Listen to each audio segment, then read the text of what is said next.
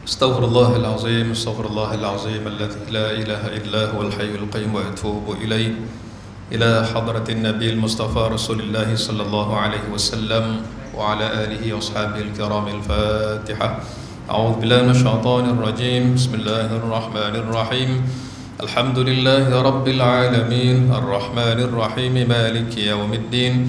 Iyyaka na'budu wa iyyaka nasta'in ihdinas siratal mustaqim siratal ladzina an'amta 'alaihim ghairil maghdubi 'alaihim waladdallin. Amin. Assalamualaikum warahmatullahi wabarakatuh. Bismillahirrahmanirrahim. Alhamdulillahi rabbil alamin. Wassalatu wassalamu ala rasulillahi sallallahu alaihi wasallam wa ala alihi wa ashabihi ajma'in. Allahumma salli ala sayyidina Muhammadin al-fatih lima ughliqa wal khatim lima sabaqa wan nasir al-haqqa bil haqqi wal hadi ila siratikal mustaqim wa ala alihi wa sahbihi haqqa qadrihi miqdarihi al-azim.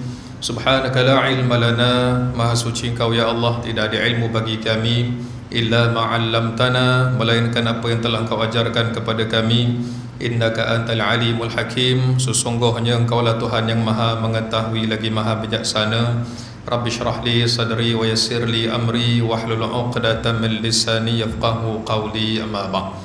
Terima kasih kepada pengacara majlis, saya muliakan Tuan Imam, Tuan Bilal, pengurusi jawatan kuasa dan pihak pengurusan Surau Al-Jawhar, yang saya muliakan guru saya Tuan Haji Andi Arifin yang mengajar saya sejak 1993 Ustaz. Alhamdulillah dalam keadaan yang sehat sampai hari ini. Para jemaah muslimin muslimat, hadirin hadirat yang dirahmati Allah sekalian, alhamdulillah. Pertamanya sama-sama kita rafakkan syukur kehadrat Allah Azza wa Jalla atas nikmat yang Allah kurniakan kepada kita pada malam ini dapat salat maghrib berjamaah. Sama-sama kita niat iktikaf antara maghrib isya ini dengan tujuan kita mengambil ibrah dari Al-Quranil Karim. Mudah-mudahan duduknya kita dalam majlis ilmu ini beserta dengan iringan doa daripada para malaikat, Allah rezekikan kita nanti umurnya akan berakhir dengan husnul khatimah, dan kita semua akan berhimpun dengan baginda Nabi sallallahu alaihi wasallam kelak di hari kiamat. Allahumma amin ya rabbal alamin. Sedang jemaah rahmati Allah sekalian, dalam kuliah khas pada malam ini kita kongsi satu daripada cerita yang dirakamkan oleh Allah Subhanahu wa taala dalam Al-Quran. Saya pilih pada malam ini salah satu daripada cerita yang terdapat dalam suratul Kahfi. Sebagai muqaddimah, hadirin sekalian, surah yang menjadi amalan kita pada malam Jumaat ataupun pada siang Jumaat, tak kiralah malam ataupun siangnya, yang mana Nabi SAW ceritakan dua kelebihan utama. Siapa yang dapat baca sempurna suratul Kahfi setiap malam Jumaat ataupun hari Jumaat, kelebihan pertama, Allah akan kurniakan cahaya untuknya daripada Jumaat itu sampai Jumaat akan datang. Seminggu cahaya untuk dirinya. Atau satu lagi hadis Nabi SAW, Rasulullah kata, siapa yang dapat baca suratul Kahfi ini pada malam Jumaat atau hari Jumaat, Allah akan kurniakan cahaya dari tempat dia baca, jarak cahaya itu sampai ke Baitullahil Haram. Cahaya ni daripada Johor ni sampai ke Kaabah, sampai ke Mekah. Atau satu lagi, cahayanya dari Jumaat sehingga Jumaat akan datang. Oleh kerana surah ini fadilatnya amat-amat besar, dan sudah pasti ada sebab tertentu kenapa baginda Nabi SAW meletakkan saranan untuk kita baca setiap hari Jumaat dan sebagainya. Mesti ada cerita yang ada dalam surah ini berkaitan dengan hidup kita. Kalau kita lihat latar belakang kehidupan dakwah Nabi SAW, cuba kita compare secara peringkat awal antara dakwah Nabi dengan kita baca suratul Kahfi. Kita akan jumpa hadirin sekalian, kalau ikut ceritanya dia ada 4. Pertama, suratul Kahfi ini kisah pemuda Al-Kahfi yang Allah berikan satu keajaiban tidur dalam gua selama 300 tahun. Kisah nombor 1. Kisah nombor 2, keajaiban kedua, kamu lihat ada kisah orang yang dikurniakan 2 kebun. Dan saya pilih cerita kedua malam ini, kisah pemilik 2 kebun. Yang ketiga, kisah pengembaraan Nabi Musa menuntut ilmu. Seorang Nabi, seorang yang Allah kurniakan ulul azmi, ketua yang paling hebat, yang paling alim dalam kalangan Bani Israel. Tapi suratul Kahfi Allah ceritakan Nabi Musa berguru, mencari gurunya Nabi Khidir alaihi wassalatu wassalam. Dan pengembaraan mencari ilmu itu juga suatu keajaiban. Yang keempat, surah Al-Kahfi, Allah datangkan kisah seorang raja yang adil, bukan sekadar dipuji oleh rakyatnya, tapi keadilan raja itu dipuji Allah, yang namanya Zulkarnain. Kalaulah surah ini yang kita baca setiap minggu ini bermula dengan cerita pemuda dalam gua dan berakhir dengan kejayaan seorang raja yang adil, begitulah latar belakang dakwah Nabi SAW. Seolah-olah Allah nak beri isyarat awal, wahai Muhammad, Islam yang bakal kamu bawa itu bermula dari dalam gua. Dekat mana guanya? Gua Hira, satu gunung ataupun bukit namanya Jabal Nur. Situlah bermulanya turun wahyu pertama. Agama itu bermula dari gua. Namun Allah takdirkan penghujung hayat Nabi SAW, Islam telah tersebar ke seluruh Mekah, Madinah dan seumpamanya. Seumpama kejayaan Zulkarnain memerintah timur dan barat. Jadi itu latar belakang suratul Kahfi dengan cerita tentang dakwah Nabi SAW. Baik, dalam 4 cerita ni saya nak fokus malam ni 4 atau 5 ayat saja untuk kita perhatikan kisah yang kedua, apa yang Allah telah ceritakan dalam suratul Kahfi tentang pemilik 2 kebun. Dan apa tujuan, apa mesejnya kepada kita semua ni. Kita bukan orang Arab, kita tak hidup pun zaman itu. Tapi kenapa hikmahnya pembaca Al-Quran dalam kalangan umat Nabi SAW, Allah hidangkan cerita istimewa ini. Al-Quran ni hidangan dari langit, hidangan rohani maknanya. Allah nak bagi pada kita, dan sejauh mana kita ni dapat bukan sekadar baca, bukan sekadar kita faham, tapi kita ada satu kalimah yang dipanggil tadabbur. Imam Hasan Al-Basri rahimahullah kata apa? Tadabbur Quran ini, kamu baca seolah-olah ayat itu ditujukan kepada kamu. Kita baca ni, kata Imam Hasan Al-Basri, baca Quran seolah-olah Allah nak tujukan ayat itu kepada kamu. Apa yang kita rasa? Jadi rasa kita bila baca ini, Masya Allah, patutlah Allah nyatakan kisah ini dalam suratul Kahfi. Kita akan rasa seronok dan kita akan rasa betapa mahalnya nilai agama yang Allah kurniakan kepada kita. Baik, saya mulakan malam ini bermula ayat 32, 33, 34. Tengok nanti masa kita sampai mana, tentang kisah yang kedua, pemilik 2 kebun. Suratul Kahfi ayat 32, Al-Quran muka surat 297. Allah Subhanahu wa taala berfirman, ba'da a'udzu billahi minasyaitonir rajim, wadrib lahum mathalar rajulaini ja'alna li ahadihima jannataini min a'nab wa hafafnahuma binakhlin wa ja'alna bainahuma zar'a kiltal jannataini atat ukulaha wa lam tazlim minhu syai'a wa fajjarna khilalahuma nahara. Sadaqallahul azim. Ayat 32, 33 suratul Kahfi. Baik, maksudnya, dan berikanlah kepada mereka wahai Muhammad satu contoh. Datangkan satu contoh. Contoh apa? Ada 2 orang lelaki, salah seorang daripada mereka ini dikurniakan 2 kebun anggur, dan kami kelilingi kebun-kebun anggur itu dengan pohon-pohon tamar, serta kami jadikan di antara keduanya jenis-jenis tanaman yang lain. Muqaddimah kisah pemilik 2 kebun. Cara Allah cerita sudah tentu penuh dengan mukjizat. Kita baca buku cerita dengan cerita dalam Al-Quran sangat-sangat jauh, sangat-sangat luar biasa. Al-Quran bukan buku cerita. Al-Quran satu kitab yang penuh dengan mukjizat. Beza macam kita baca buku cerita. Tengok cara Allah cerita, hadirin sekalian. Kalimah wadrib lahum, mula-mula sekali ayat 32, wadrib lahum, sama macam kita baca surah Yasin kan, wadrib lahum mathalan ashabal qaryati idh ja'akal mursalun. Allah wadrib lahum. Ayat ni nak cerita tentang ada dua orang, tapi mula dengan wadrib lahum. Kalau kita belajar bahasa Arab, wadrib maknanya pukul lah. Kita baca terjemahan, sila berikan mereka contoh. Tapi kenapa perkataan dalam Al-Quran bermula dengan wadrib, pukul lah? Nak suruh pukul apa? Dan kenapa suruh mula dengan pukul ni? Dan kenapa kisah ini bermula dengan arahan demikian?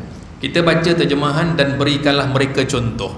Tuan-tuan sekalian, dalam tafsir sebut begini, cerita ni bermula dengan wadrib, pukul bagi mereka wahai Muhammad.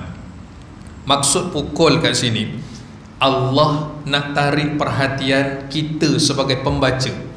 Dan kita bagi contoh, kalaulah seorang guru yang mengajar di sekolah, di kelas, pelajarnya ramai 30 orang, 40 orang.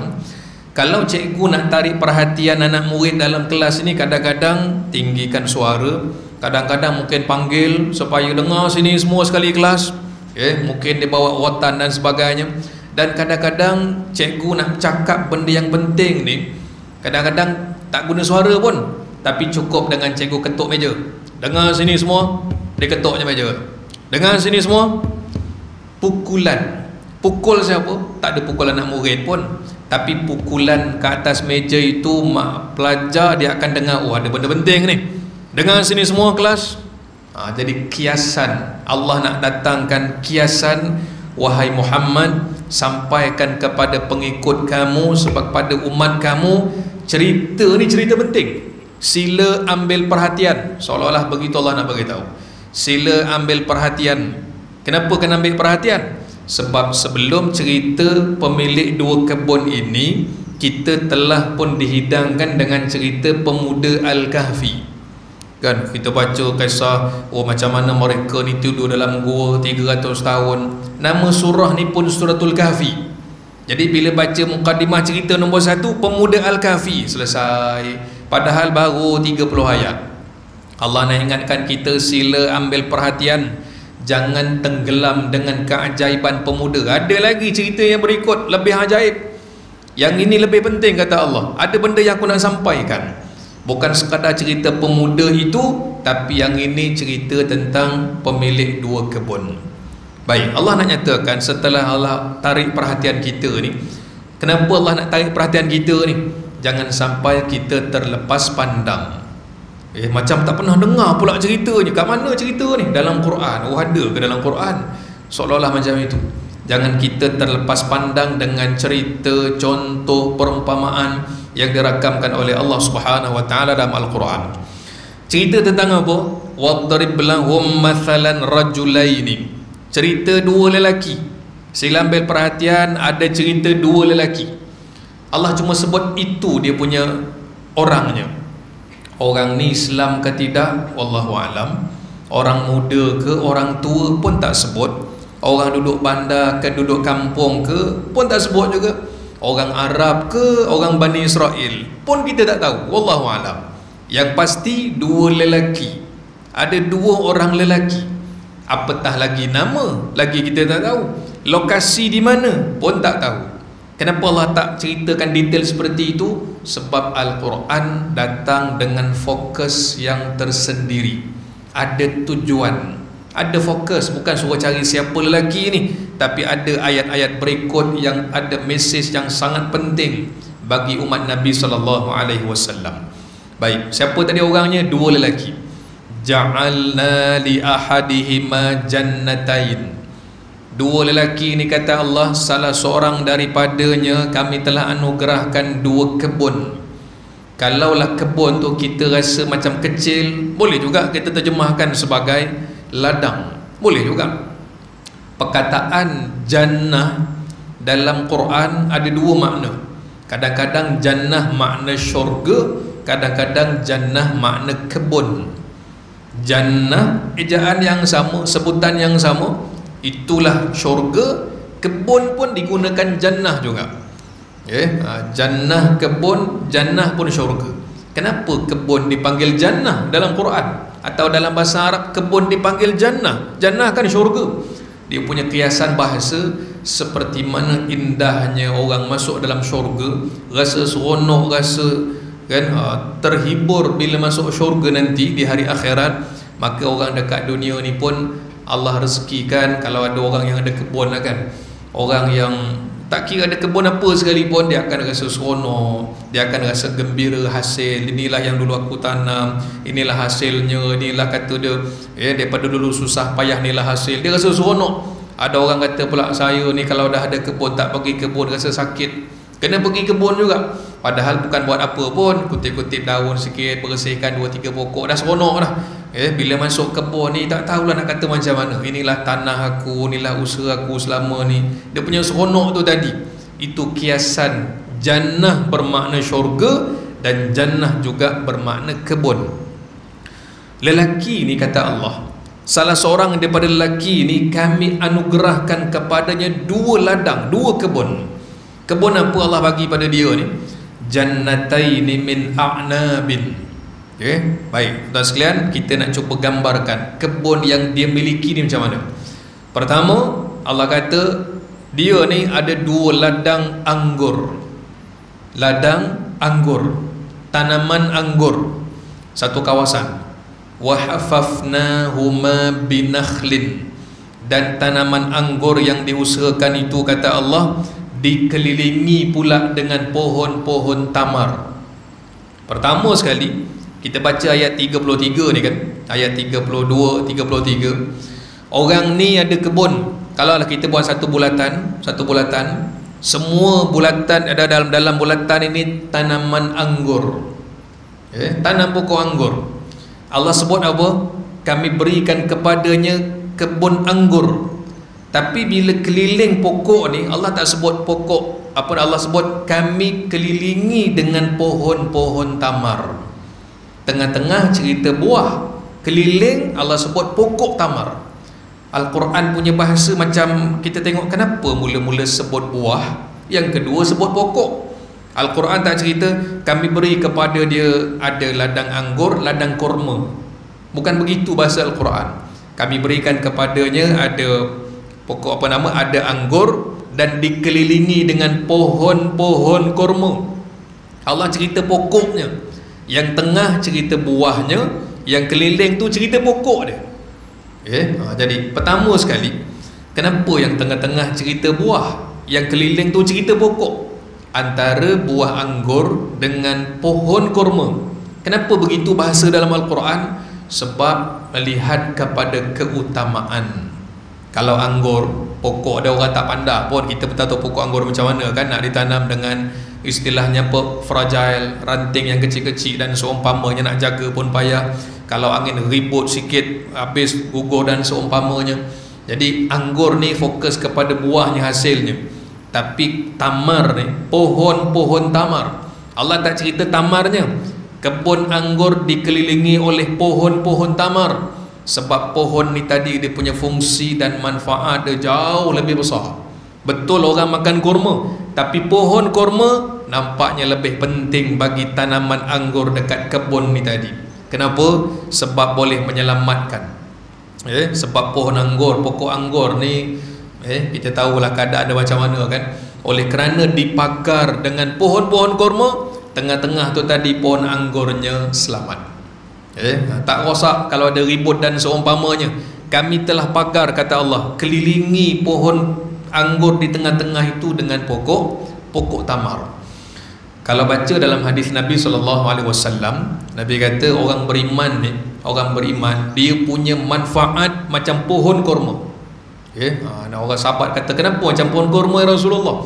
Dimakan buahnya, Okay? Batang kurma ni pun bermanfaat. Tak ada yang tak boleh pakai lah pokok kurma ni, semua diambil manfaat. Kalau kita orang Melayu kat Malaysia ni nisbah dengan pokok kelapa lah, batang kelapa, buah kelapa, pelepah kelapa, semualah ada guna dia. Kita belajar sama-sama sekolah dulu kan, seperti mana kita ni dengan pokok kelapa dia punya manfaat, sampai nak buat penyapu, lidi penyapu dan seumpamanya.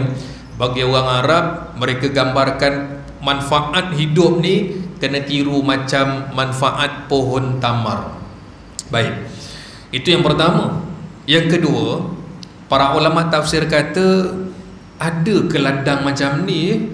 Ada ke ladang dekat dunia ni tengah-tengah orang tanam pohon anggur dikelilingi dengan pohon tamar?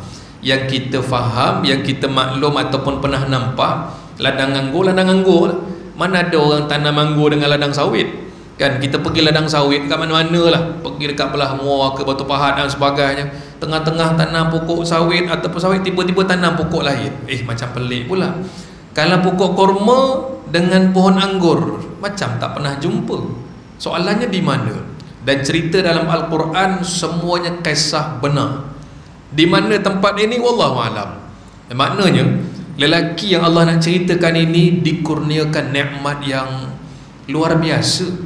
Orang lain pun ada kebun juga, tapi mana ada orang yang tengah-tengahnya ladang anggur dikelilingi dengan pohon-pohon tamar. Satu. Yang kedua, tuan-tuan sekalian, buah yang tumbuh ataupun hasil dekat kalau Timur Tengah ni kan, kalau musim sejuk ada buah anggur, kalau musim panas ada buah kurma, ada buah tembikai. Kalau kita pergi ikut bulan yang berbeza, musim sejuk nak cari buah tembikai, pening kita, sebiji pun tak jumpa. Sama juga cari buah anggur pada musim panas, dia macam tu sipir dia. Musim sejuk ada buah ini, musim panas ada buah ini. Detail dekat mana kita boleh baca dalam surah Maryam. Allah takdirkan macam itu. Kita macam tu juga kan, cari musim durian, mana ada sepanjang tahun kan, ada bulan sekian, ada tarikh dia sekian-sekian dan sebagainya.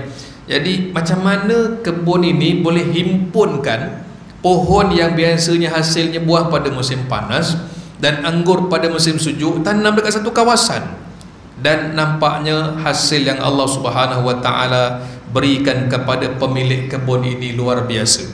Baik, sambung ayat ni, wa ja'alna bainahuma zar'a, dan antara dua-dua tanaman itu ada tanaman lain lagi. Kita pada masa mula-mula baca, tengah-tengah ladang anggur dikelilingi dengan pohon tamar. Antara keduanya, antara pohon tamar dengan ladang anggur tu, tengah-tengah ada pokok lagi. Zar'an, pokok yang sentiasa mengeluarkan hasil. Setengah tafsir dia letakkan pokok sayur-sayuran, pokok yang bukan kata nama setahun 2-3 kali, tidak. Pokok yang senanglah hasilnya berpanjangan. Sebab tu Allah gunakan kalimah masdar zar'an, hasil ada sentiasa. Tengah-tengah anggur, kemudian kelilingi dengan pohon tamar, antara keduanya ada tanaman sayur lagi. Masya Allah. Kat mana pula kebun ini? Kalaulah dijual agaknya dekat Johor berapa ratus ribu agaknya 1 ekar kebun yang macam ini. Baik, tuan-tuan sekalian, itu gambaran kebunnya. Baik, keajaiban yang seterusnya, kiltal jannataini atat ukulaha. Kedua-dua kebun itu mengeluarkan hasilnya dan tiada mengurangi sedikit pun dari hasil itu. Allah gunakan kalimah kilta. Kedua-dua kebun ini, anggur ke, sayur ke, tamar ke, atat ukulaha, semua keluarkan hasil. Semua, tak ada terkecuali. Kita kalau ada kebun, tanam apa-apalah kan, tanam pokok durian, ada kebun berapa ekar, tanamlah 30 batang pokok kan, tiba-tiba tengok 2 pokok tak berbuah, tak kenapa, salah tanah ke, salah baju kita letak, wallahualam kan. Hasil tu ada macam tak berapa cantik lah, bahagian depan dekat sungai macam okey sikit, yang belakang ni macam tepi kekak bukit ni macam tak berapa nak jadi. Yang ini Allah cerita semua kebun yang dia ada ni tadi, semua kami berikan hasil. 100% pokok yang ada situ semua ada hasil. Allah gunakan kalimah kilta, kedua-dua kebun, tak ada terkecuali. Dalam Quran, bila Allah nak merujuk hal tentang dua, yang ni cerita dua kebun, Allah gunakan kilta. Dalam surah Al-Isra, bila Allah cerita hal tentang berbakti kepada orang tua, berbakti kepada ibu ayah, Allah kata apa? Wa qada rabbuka alla ta'budu illa iyyahu wa bil walidaini ihsana imma yablughanna 'indakal kibara ahaduhuma aw kilahuma, sehingga akhir. Allah kata manusia ni kena buat ihsan kepada orang tua, kepada ibu dan ayahnya, aw kilahuma, kedua-duanya. Semua kena, sebagai anak ni kena beri manfaat dan kebaikan kepada orang tua, semua. Kilahuma, seperti mana ayat saya nak kaitkan gini, ayat 33 ni Allah kata semua keluarkan hasil, semua, tak ada pokok yang terkecuali. Kenapa Allah cerita bab ketaatan kepada ibu ayah ni, Allah gunakan perkataan kilahuma, semua ni kamu kena jaga. Kata para ulama, tuan-tuan sekalian, ini benda yang sebagai anak kita kena tahu. Sebagai anak, saya sebagai anak wajib kena tahu. Allah sebut dalam ayat tu kan, kilahuma ni, semua kamu kena jaga. Bukan sekadar bagi duit apa dipanggil, orang kata duit bulan-bulan, sebagai duit keberkatan ni mak, ni duit gaji bulan ni. Bukan sekadar itu. Kalau sakit, ubat dia macam mana, emosi macam mana, perasaan macam mana, kasih sayang macam mana, semua kena jaga. Daripada hujung rambut sampai hujung kaki, bagi seorang anak wajib jaga semua.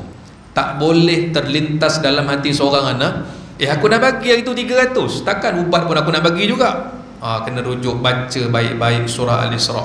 Asyik aku je yang kena buat, kan dah bagi hari tu 300, takkan duit dapur pun nak bagi juga.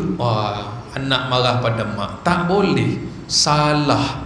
Allah kata salah, semua kena jaga. Kita tak boleh kata yang ini aku dah bagi, kasih sayang bagilah adik-adik lain, tak boleh. Semua kena bagi, kasih sayang, emosi, perasaan, duit belanja, makan, minum, kewajipan seorang anak, semua itu merujuk kepada kalimah kilahuma. Kalau kita berfahaman yang macam tadi, minta maaf, fahaman kita salah.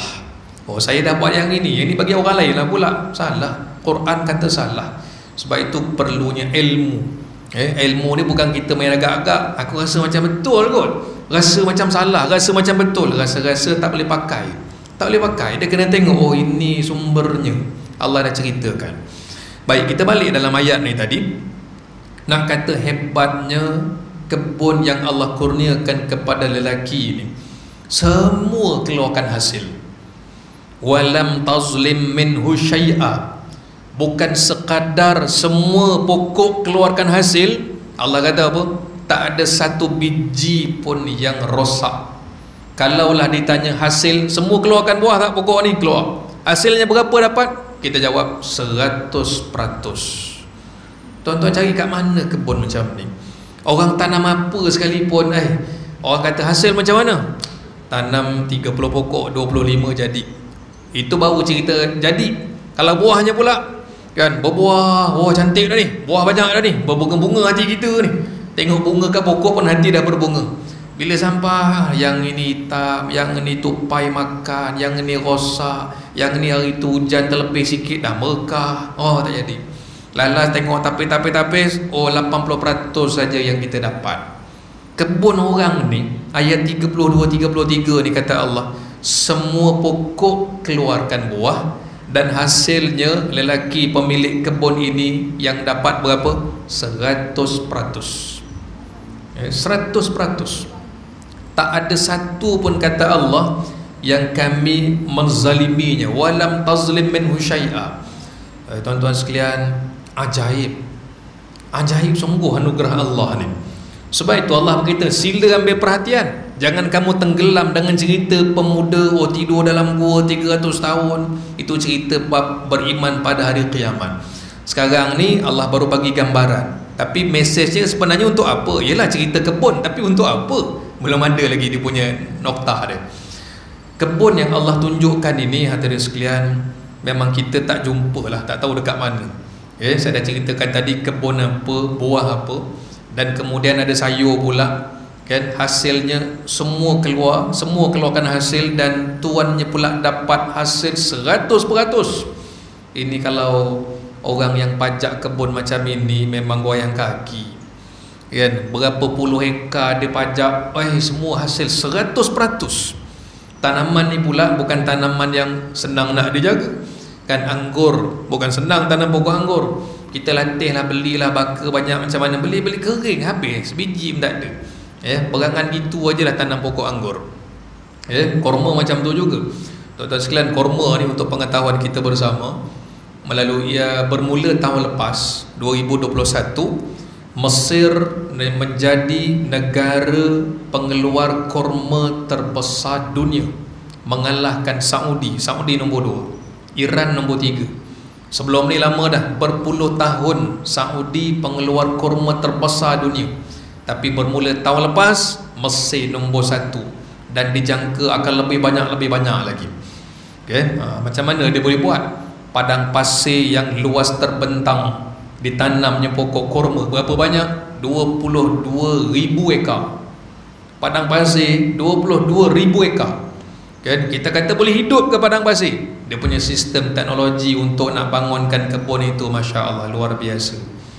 Bumi Mesir sekarang, ya Allah, tuan-tuan sekalian, saya balik hari itu 23 Disember, pergi sama keluarga, pergi seronok, tapi tengah musim Covid ni rumit sikit lah. Dah tahu dah rumit, tapi nak pergi juga jalan. 4 kali PCR, sabar aja lah, kan. Tak pasal-pasal kita kena ulu hidung PCR, 4 kali. Tapi tak apalah, ngenangkan seronok nak berjalan, reto aja lah, kan. Tapi Alhamdulillah semua sihat.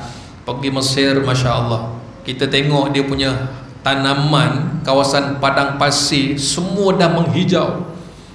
Saya pergi daripada Kairo nak pergi ke Alex, berpuluh hektar tanam apa ni? Daun bawang, satu kontainer jalan lori daun bawang. Kita beli daun bawang RM1, RM2 dimasuk bakulkan motor, satu trailer datang daun bawang. Masya Allah, dia punya banyak tu, luar biasa. Bumi Mesir. Sebab cerita korma ni tadi teringat, pengeluar korma terbesar dunia.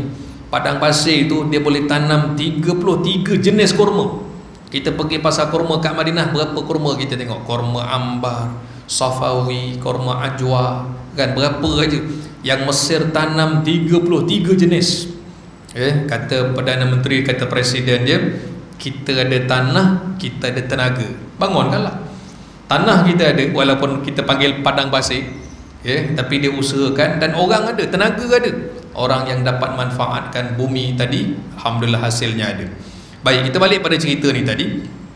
Setelah mana Allah kata kebun ini yang semuanya lengkap, serba-serbi, hasil 100%, wa fajjarna khilalahuma nahara, dan kami telah keluarkan, pancarkan daripada antara kebun tu tadi, tengah-tengahnya mengalir sungai. Dahlah hasilnya 100%, dihias pula dengan cantik kebun tu tadi, tengah-tengahnya ada sungai. Siap dah, buahnya, sayurnya, hasilnya. Ini kebun yang sempurna. Baik, setelah cerita tentang kebun dalam 2 ayat, tiba-tiba Allah Subhanahu Wa Ta'ala munculkan watak ataupun kata-kata pemilik kebun ini. Belum cerita orang, ni cerita kebun. Sekarang ayat 33, ayat 34, cerita orangnya. Orangnya apa khabar ni, yang tadi kata seorang lelaki ni? Allah cerita dalam ayat yang ke-34, wa kana lahu thamarun faqala li sahibihi wa huwa yuhawiruhu ana aktharu minka malan wa a'azzu nafara. Ayat 34, Allah kata apa? Tuan kebun itu ada lagi harta yang lain. Lalu dia berkata kepada sahabat dia, semasa dia berbincang dengannya, tiba-tiba dia berkata, aku lebih kaya daripada kamu dan lebih berpengaruh dengan pengikut-pengikut aku yang ramai. Ini tiba-tiba muncul pula.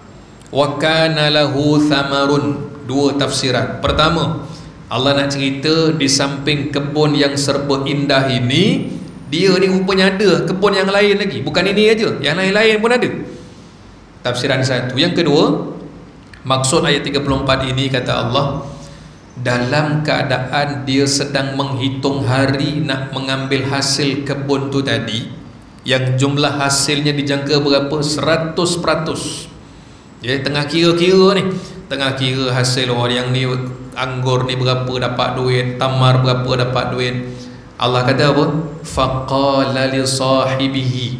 Tiba-tiba pemilik kebun ini dia boleh kata kepada sahabatnya. Allah bagi tahu dua orang ni bersahabat. Mula-mula tadi cuma sebut dua lelaki je. Ayat 34, oh di dua orang ni kawan baik. Apa makna sahabat? Satu, hubungan yang sangat rapat. Yang kedua, maksud sahabat ni apa? Telah mengenal hati budi masing-masing. Ini dinukilkan oleh Imam Asfahani dalam kitab dia. Imam Asfahani kata maksud sahabat dalam ayat 34 ini yang sangat rapat dan telah kenal hati budi. Memang kawan rapat, kawan baik betul. Bukan baru jumpa, bukan jumpa orang kampung yang dia tak kenal. Kawan yang rapat dan kenal hati budi. Baik, apa yang dia buat? Wa huwa yuhawiruhu. Lalu pemilik kebun ini memulakan perbualan. Dia mulakan perbualan. Orang tak tanya dia pun. Duduk dengan kawan dia, duduk dengan kawan ni, dia boleh kata, aku lebih kaya daripada engkau. Tiba-tiba aku lebih kaya dan aku berbangga sebab pengikut aku lebih ramai, follower aku lebih ramai. Tuan-tuan sekalian, hari ini kan, kalaulah kita jumpa kawan yang macam itu, kita rasa macam pelik. Kawan baik kita ni daripada zaman sekolah berpuluh tahun, 30-40 tahun kawan baik, minum sama-sama, datang surau, kenduri dia kita pergi, kenduri kita dia datang. Memang kawan baik. Tiba-tiba dia ajak ngeteh, ajak minum pagi-pagi kan, kita minum. Tiba-tiba dia kata, sebenarnya aku lebih kaya daripada engkau. Apa hal pula kawan ni kan? Kita dah berkawan berpuluh tahun, tiba-tiba boleh kata aku lebih kaya daripada engkau. Ini kalau kita, kalau nak bergurau, salah makan pil ke kau ni? Tiba-tiba cakap benda macam ni kan? Aku lebih kaya dan aku lebih berpengaruh daripada kamu. Cakap dengan siapa ni? Kawan baik. Bukan cakap dengan depan rakyat jelata ke, atau cakap dengan orang tak kenal. Cakap dengan kawan baik.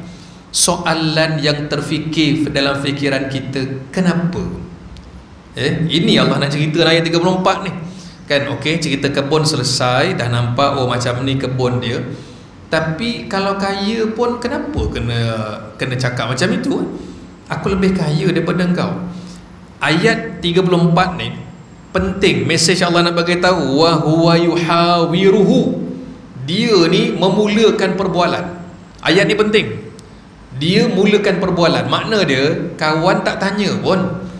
Lainlah kalau kawan dia tanya, antara kita berdua ni agak-agak siapa paling kaya agaknya gitulah kalau kawan. Tapi soalan tu tak ada. Kalau kawan dia tanya, kita berdua ni agak-agak siapa paling kaya, akulah lebih kaya. Tapi Allah cerita kawan dia tak tanya pun. Kawan dia tak tanya pun, tak ada soalan. Mana ada kata-kata daripada kawan dia.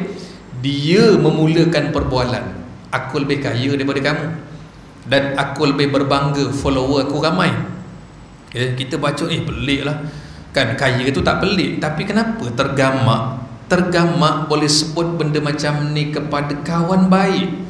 Something wrong, ada benda tak kena ni, ada benda tak kena ni.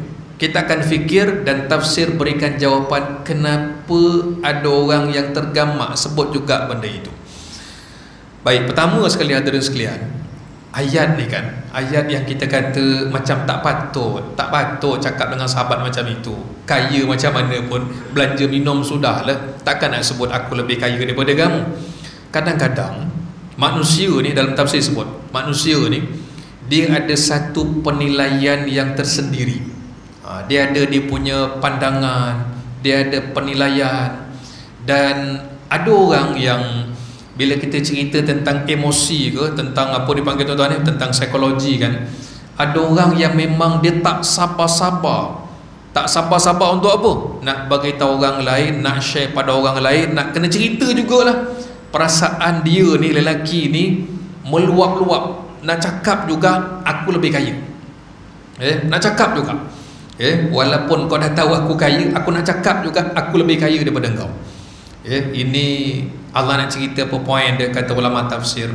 Hati-hati dengan pandangan ataupun pemikiran manusia ni, kita lah ni yang tak betul.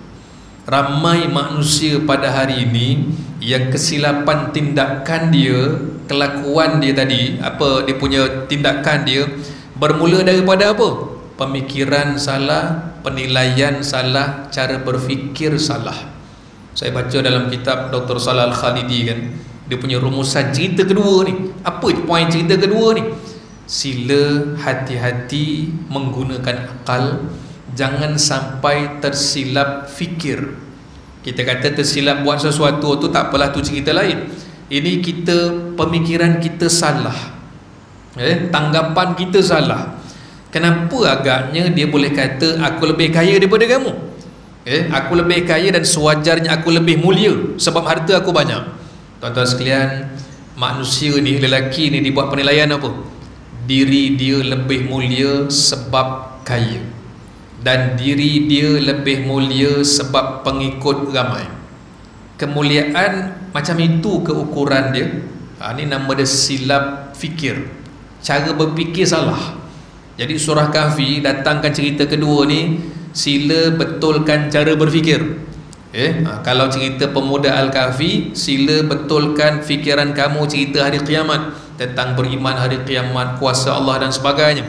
Kisah pemilik kebun ini, sila betulkan cara berfikir wahai umat Nabi sallallahu alaihi wasallam. Jangan salah letak neraca timbangan. Orang ni tadi Allah sebutkan cerita dia kenapa? Sebab pada dia, pada fikiran dia, kalau kaya mesti mulia. Sebab aku kaya lah aku mulia, sebab follower aku ramai lah aku mulia. Kamu tak ada apa-apa. Penilaian dia, kemuliaan itu pada kaya dan pada pengikut. Sedangkan tuan-tuan sekalian, orang miskin mulia, orang kaya pun mulia kan? Orang susah mulia, orang senang pun mulia. Bukan sebab senang ataupun susah. Orang miskin kalau benar dia redha, orang miskin yang taat, orang miskin yang hidupnya patuh pada Allah, syurga, baik dan mulia. Orang kaya macam tu juga. Orang kaya yang pemurah, orang kaya yang betul hidup dia jangan jalan Allah, hidup dia sentiasa berkongsi rezeki, pahala, dan hidup dia jadi orang yang mulia. Jadi mulia tak mulia bukan sebab miskin, bukan sebab kaya, tapi sebab iman. Kerana itu tengok dalam Al-Quran, Bani Israel ni satu kaum yang Allah banyak cerita dalam Al-Quran, dan inilah kaum yang paling banyak Allah utuskan para rasul. Kesilapan besar Bani Israel bila mereka salah letakkan penilaian terhadap sesuatu. Mereka kata kami golongan yang paling mulia. Kenapa dia kata macam tu? InsyaAllah nanti kita berhenti sekejap untuk laluan azan. Kita sambung kembali, ada lagi 2-3 ayat tentang kisah pemilik dua kebun. Berhenti laluan azan insyaAllah. Sedang jemaah rahmati Allah sekalian, kita sambung sikit kisah kedua dalam suratul Kahfi, kisah pemilik dua kebun. Allah minta kita berikan perhatian kepada kisah ini sebab dia melibatkan cara kita fikir dan cara kita menilai sesuatu. Bani Israel semasa hidup kaum ini bersama dengan para nabi, mereka ini hidup lawan Rasul, lawan Nabi. Tapi kata-kata Bani Israel ni selalu dia kata apa? Kami ni kan keturunan Nabi, atuk tu kami dulu Nabi, kami ni keturunan Nabi. Dia sebut keturunan, tapi kamu kata keturunan Nabi. Masalahnya dalam hidup kamu ni, ajaran atuk kamu dulu kamu tak amalkan. Kami ni keturunan Yaqub, kami ni keturunan Yusuf, kami ni keturunan sekian-sekian. Bangga dengan keturunan. Mereka kata kami bangsa yang paling mulia sebab atuk kami dulu Nabi. Kemuliaan itu sebab itu ke secara mutlak? Tidak. Kalau betul kamu keturunan Nabi, baguslah, dengan syarat kamu beriman. Tak ada makna kamu ni sebut keturunan Nabi, tapi kitab yang dulu atuk kamu bawa kamu tak amalkan. mereka hanya berbangga dengan keturunan semata-mata. Jadi kita pun sama juga belajar dari Al-Quran ini kan, keturunan ataupun umat Nabi SAW ni mulia kan? Jawapan dia, ya mulia. Umat Rasulullah ni mulia, tapi kemuliaan itu ada dia punya alasan ataupun ada dia punya syarat dia. Apa syarat dia? Betul umat Muhammad, tapi sembahyang kita macam mana, selawat kita macam mana, sunnah Nabi yang kita ikut macam mana. Walaupun Nabi kata aku bangga dengan umatku yang ramai di hari kiamat. Persoalan yang para ulama tanya pada kita, Nabi kata bangga dengan umat yang ramai ni semua sekali ke, ataupun ada sebab-sebab amalan tertentu yang menyebabkan Rasulullah bangga? Kalau hidup memang tak kenal Allah, tak pernah sembahyang, selawat pun tidak dan sebagainya, dekat mana yang Nabi nak bangga dengan umat yang macam ini? Jadi kebanggaan Rasulullah itu juga bersebab dan bersyarat. Baik, balik pada cerita ni tadi, kisah pemilik kebun ini yang tergamak cakap perkara yang tiba-tiba kata aku lebih kaya daripada kamu, pengikut aku lebih ramai. Allah cerita ayat 35, wa dakhala jannatahu wa huwa zalimun li nafsihi qala ma azunnu an tabida hadhihi abada. Satu hari kata Allah, ni cerita lain, mana tadi perbualan itu tamat di situ cerita dia, dia punya scene sampai situ.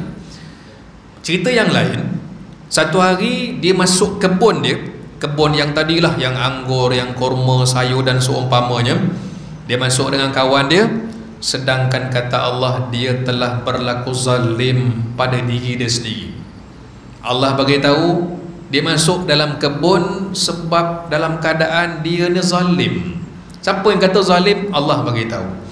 Kita baru baca 3 ayat cerita dia ni, tiba-tiba Allah kata dia masuk kebun dan dia ni orangnya zalim. Kat bahagian mana dia zalim ni? Kan? Dekat bahagian mana zalim? Masuk kebun kaki kiri ke? Takkan itu jadi zalim. Dekat mana? Dia rampas kebun orang ke? Tak ada cerita pula. Kenapa Allah kata dia zalim? Kadang-kadang tuan-tuan sekalian, yang kita faham gini, zalim ni rampas hak orang, bunuh orang, buat pengkhianatan, rosakkan harta benda orang, zalim. Tapi surah Al-Kahfi ajar kita kadang-kadang kesilapan kita dalam bertutur kata, salah kita dalam bercakap juga boleh membawa kepada zalim. Pada siapa? Diri sendiri. Al-Quran ceritakan hati-hati dengan percakapan. Kadang-kadang kita rasa biasa, kadang-kadang kita rasa okey, tapi sebenarnya tak okey. Kan? Dia mungkin cerita nak rasa bangga dengan harta kebun dia. Kan? Dia mungkin nak kata follower aku ramai, tapi Allah kata dia masuk kebun itu dalam keadaan menzalimi diri dia sendiri. Kadang-kadang dengan sebab silap cakap masuk dalam kategori zalim. Kamu kena ingat wahai hamba aku tak pernah menzalimi kamu. Tiba-tiba kamu zalim pada diri kamu sendiri. Perkataan zalim tadi kat mana kita jumpa? Ayat yang ke-33. Kata Allah, aku tak pernah menzalimi dia walau sikit pun. Semua hasil aku bagi. Allah kata walam tazlim minhu syai'a. Pemurahnya Allah, aku tak pernah zalim dia sikit pun. Tiba-tiba masuk ayat 35, dia zalim pada diri sendiri.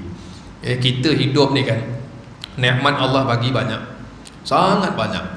Sungguh pun betul ya, kita ada ujian wabaknya, ujian banjir, ujian kesakitan dan seumpamanya, tapi nikmat yang Allah bagi masih banyak. Kata Hamka, penulis tafsir Al-Azhar, Hamka kata apa? Hamka kata hidup kita ni Allah bagi nikmat banyak, syukurlah dengan nikmat. Yang ketiga dia kata apa? Nikmatilah hidup dengan kesyukuran. Hidup Allah bagi nikmat, syukur dengan nikmat itu. Yang ketiga, nikmatilah hidup dengan kesyukuran. Kata dia, berapa ramai orang yang hidup dekat dunia ni tapi tak dapat nak menikmati. Apa maksud tak dapat menikmati? Penuh dengan rungutan siang malam. Semua tak betul, semua gelisah, semua salah, semua tak betul. Kata dia penuh dengan rungutan. Saya baca kitab dekat buku dia, cerita pengembaraan dia pergi ke Baghdad. Apa buku itu? Di tepi sungai Dajlah. Hamka kan seorang penulis novel, pergi Amerika pun tulis buku, pergi ke Baghdad pun tulis buku. Dia punya cerita kan tuan-tuan sekalian, semua baik. Seronoknya saya pergi sini jumpa, baik, tempat yang baik. Sebab apa? Sebab itu niat dia. Allah lorongkan hati orang ni ikut niat. Kita nakkan kebaikan, insya-Allah semua jumpa kebaikan. Buku dia itulah Di Tepi Sungai Dajlah, pengembaraan Hamka pergi ke tempat-tempat yang mulia di Baghdad, di Iraq. Jadi ayat 35 suratul Kahfi ini Allah ajar kita, kadang-kadang zalim bukan sebab kamu rampas hak orang, zalim bukan kamu pukul orang, tapi zalim ni kadang-kadang puncanya apa? Salah cakap. Salah cakap tadi kenapa? Sebab kita salah menilai. Kita rasa mungkin sebab kaya tu Allah bagi kemuliaan, sedangkan kemuliaan bukan dengan sebab kaya atau miskin, sebab iman Allah bagi mulia. Lalu bila disebutkan dalam ayat 35 ni Allah kata apa? Ayat 35, bila dia masuk kebun tu, dia masuk kebun, dia kata, aku tak fikirlah kebun ni akan binasa buat selama-lamanya. Kebun aku ni takkan binasa buat selama-lamanya. Oh, sombong lagi. Tadi cakap dengan kawan, yang ni kali kedua cakap dengan kawan lagi, kebun aku ni takkan binasa buat selama-lamanya. Kebun orang lain mungkin rosak, mungkin akan berakhir tanaman dia, tapi aku ni kan, cara aku tanam, baju yang aku bagi, cara aku jaga, oh ini tuan-tuan sekalian, ini cakap orang yang meninggi kan. Kita teringat macam ni lah, hampir-hampir sama ayat watak Qarun dalam Al-Quran. Allah gambarkan orang yang kaya kan, yang ada kat di sisi Firaun, yang nama dia Qarun. Semua cerita saya. Macam mana boleh dapat harta ni? Tengoklah cara aku berniaga kan. Tak ada cerita pun rezeki Allah, nikmat Allah bagi semua aku. Kau tengoklah cara aku urus harta aku, sebab tu aku jadi kaya. Itu aja dia punya sebutan dia. Jadi lelaki ni, pemilik kebun ni kata, kebun aku ni takkan binasa sampai bila-bila. Wa ma azunnu sa'ata qa'imah wa la irruditu ila rabbi la ajidanna khairan minha munqalaba. Dan disambung lagi, dan aku tak fikirlah kiamat akan berlaku. Oh, masalah lah. Tadi cerita harta je, tiba-tiba sampai ayat 36, aku tak fikirlah kiamat akan berlaku. Atau setengah tafsiran sebut, aku tak pernah terfikirlah kiamat ni dalam masa yang terdekat. Kalau berlaku pun kiamat, tengok bahasa dia, kalau ada kiamat pun sebagaimana yang kau percaya, tentu aku akan dapat tempat kembali yang jauh lebih baik daripada kamu ni. Tuan-tuan sekalian, ayat dia gini, dia cakap dengan kawan dia, takkan kiamat esok, aku tak fikir kiamat akan berlaku dalam masa terdekat. Baik, kita baca kan, dan kita semua tahu dunia akan berakhir. Dan sebelum dunia berakhir, dia panggil tanda-tanda akhir zaman. Tanda-tanda kecil, tanda-tanda besar, Imam Mahdi ke, Nabi Isa ke, Dajjal ke, asap dukhan dan sebagainya. Bila kiamat, wallahualam, kita pun tak tahu bila kiamat. Tapi boleh ke, soalannya, boleh ke kita dalam bual, kita tanya orang, esok kiamat ke? Takkanlah esok kiamat. Oh, kalau dengar soalan macam itu kita rasa berat. Ni kau sebut, memanglah kita kata, oh ini zaman kita ni, kalau tengok dari segi zaman dia lambat lagi, memanglah lambat lagi. Tapi mustahil ke berlaku kiamat esok lusa? Kita pun tak tahu, ujungnya wallahu alam. Tiba-tiba dia berani kata esok kiamat ke? Takkan esok kiamat kan? Ini satu soalan yang sombong, mencabar Tuhan. Memanglah kita pun kalau kita fikir belum lagi kot, tapi risau juga, mana tahu esok lusa. Kita tak tahu tuan-tuan sekalian, berlaku sekelip mata tiba-tiba kan. Takkanlah dan tak mungkin, serta Allah nak beritahu apa, tak dibenarkan bagi orang beriman sebut perkataan seperti itu. Kalau nak bergurau pun jangan sampai sebut benda macam itu. Takkanlah esok kiamat, relax lah kan. Takkan esok kiamat, takut benar kenapa? Tak boleh. Itu satu perkara yang sangat-sangat bahaya. Allah beritahu apa? Zalimul li nafsi. Hati-hati dengan ungkapan yang sedemikian. Dahlah sebut macam itu. Ayat 36 pula dia kata apa? Kalau berlaku kiamat pun, baik soalan dia, kalau berlaku kiamat pun, dia cakap dengan kawan dia ni, Kalau nanti dibangkitkan, aku jauh lebih mulia daripada engkau. Sebut mulia lagi, dah tentu aku lebih baik. Kalau berlaku kiamat pun Allah hidupkan semula, aku jauh lebih baik daripada engkau nasib dia.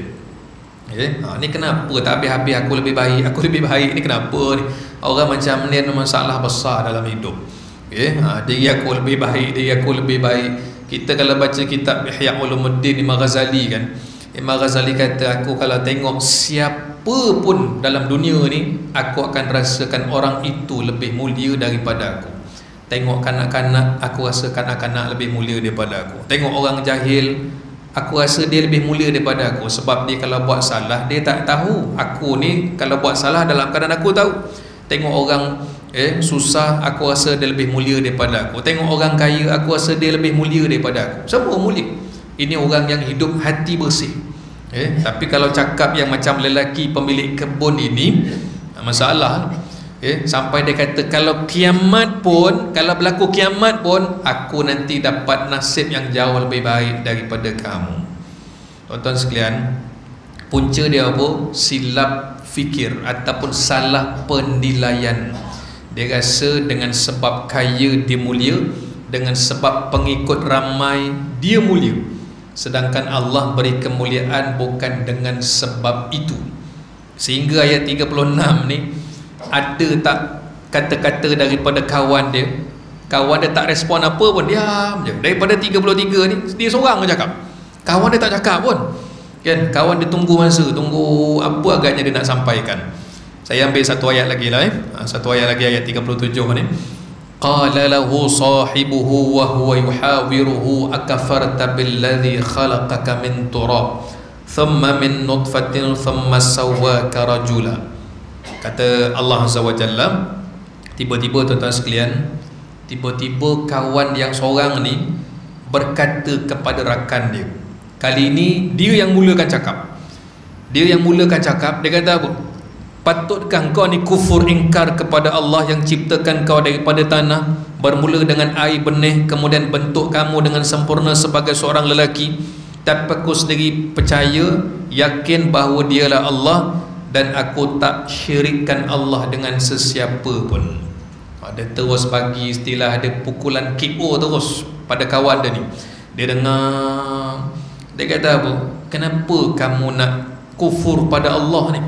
Kenapa kamu nak kufur sedangkan Allah ciptakan kamu daripada tanah? Sedangkan aku ni, aku tak syirik pada Allah. Jawapan lelaki ni pun pelik juga. Allah kata lelaki pemilik kebun ni zalim.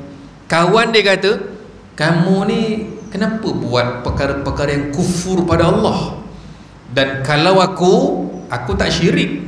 Wah, ini tuan-tuan sekalian menarik nak dibahaskan.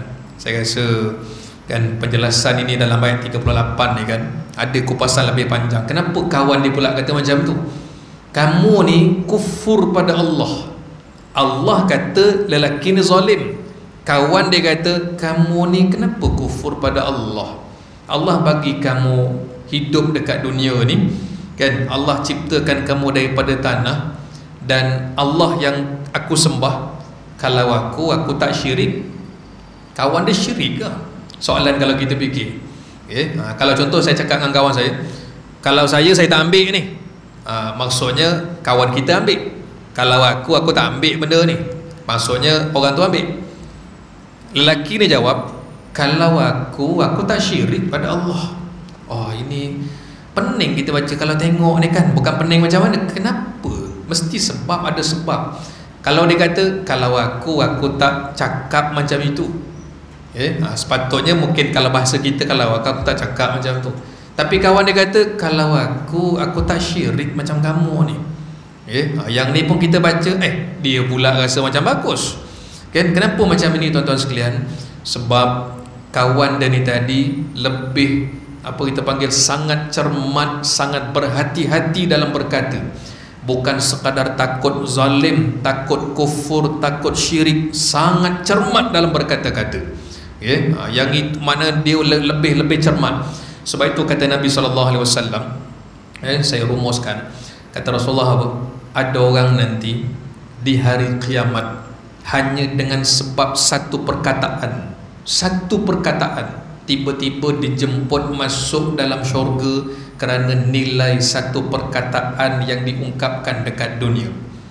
Dan ada juga orang nanti di hari kiamat, hanya dengan satu perkataan Allah akan humban dalam neraka.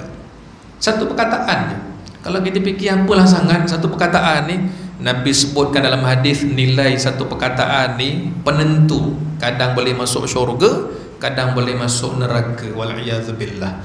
Jadi tuan-tuan sekalian, itu yang dapat kita kongsikan. Saya ambil 3/4 lah cerita ni, tak sempat nak habiskan. Jadi sesungguhnya setiap cerita dalam Al-Quran ini pengajaran yang luar biasa. Bila kita ulang, bila kita tadabbur, oh ini rupanya maksud yang tersirat. Bila kita dah tahu, mudah-mudahan kita dapat amalkan makna dia, kita berjaga-jaga. Saya pun pesan pada diri saya juga, mudah-mudahan kita lebih cermat dalam berfikir. Bukan cermat kita nak buat sesuatu aja, nak berfikir pun kena cermat, supaya bila kita fikir kita betul, insya-Allah yang kita buat pun betul, dan hidup kita ini akan terpandu dengan hidayah dan pertolongan daripada Allah Subhanahu wa taala. Jadi sekadar itu dahulu dapat saya kongsikan pada malam ni. Mudah-mudahan seluruh karya surah Al-Jauhar ini akan diberkati oleh Allah, diri kita semua dalam keadaan yang sihat, dalam keadaan yang baik, keluarga kita, sahabat-sahabat kita, jiran-jiran kita semua mudah-mudahan sentiasa dalam rahmat kasih sayang daripada Allah Subhanahu wa taala. Mohon maaf salah silap. Wallahu a'lam bissawab. Aqulu qawli hadza, astaghfirullahal azim li wa lakum. Assalamualaikum warahmatullahi wabarakatuh. Bismillahirrahmanirrahim. Alhamdulillahi rabbil alamin, wassalatu wassalamu ala asyrafil anbiya wal mursalin wa ala alihi wa ashabihi ajma'in. Allahumma 'allimna ma yanfa'una wa anfa'na bima 'allamtana. Wahai Tuhan kami, ajarkan kepada kami ilmu yang bermanfaat, berikan manfaat pada ilmu yang telah Kau ajarkan kepada kami. Wa sallallahu ala sayyidina Muhammad wa ala alihi wa sahbihi wa sallam. Walhamdulillahi rabbil alamin. Taqabbalallahu minkum.